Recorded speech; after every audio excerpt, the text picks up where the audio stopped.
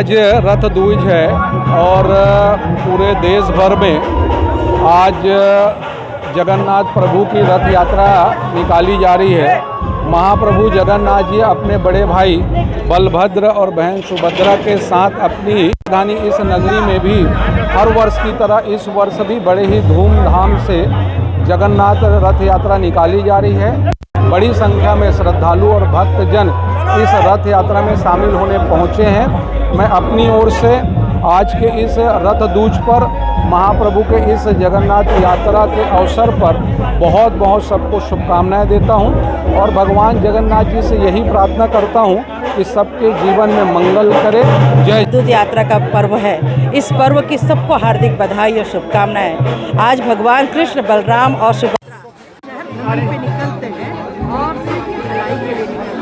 ईश्वर की जो गुणगान है, ईश्वर की जो प्रार्थना है हम सब करते हैं और भगवान से यही प्रार्थना करते हैं कि शहर में सुख शांति, परिवार में सुख शांति।